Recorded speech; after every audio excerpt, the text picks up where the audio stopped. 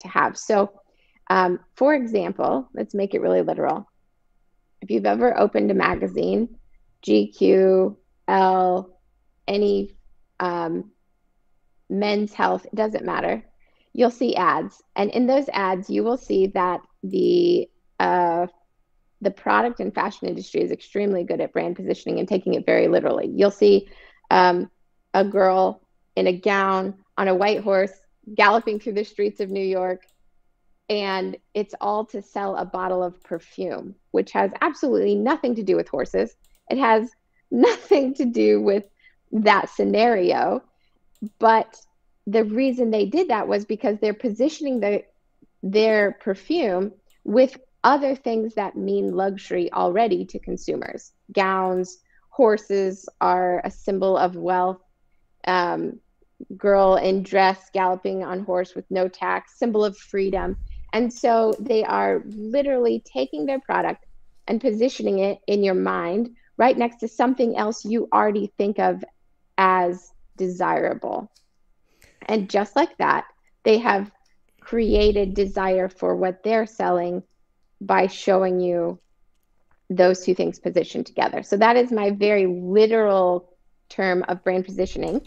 And it's typically used for product-based businesses, but it's becoming more more known on how to do that in a personal brand. So with a personal brand, if you're talking visuals, it might be um, the staging items that are in the background of your personal brand photos on your website. What is there? What are you wearing? What's in the room? What's in this place? What are you positioned next to? And in a much more broad term, it would be, who does your company associate with? If you've got a logo cloud on your website that says we work with these types of clients, or we speak on these stages, or we have been featured in these magazines, you are positioning your brand next to someone else who is successful, and therefore the perception rises.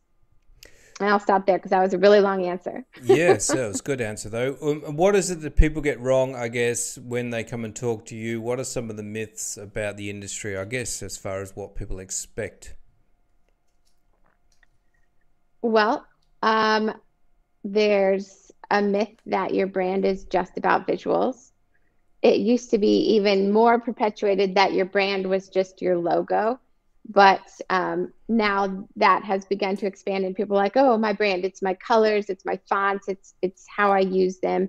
And they're not wrong to an extent. That visual representation is part of your brand, but your real brand is how you are perceived when you show up in the world. It is what people think about you before you're in the room. It is what they know about your product from your website, from your social media, from your podcast pages. It is what they perceive about you. And so when it comes to a brand, it's not just tell me what you like. Do you like pink? Do you like dogs? Okay, I'll make a logo of a pink dog and it'll be beautiful and cute, and you can use it to brand your company. It's really tell me what makes you special and different and unique. And when we figure out what your X factor is, then it's creating visuals that communicate that X factor to the world. So the misperception is that you should simply go find a graphic designer, tell them your favorite colors, and tell them what to make.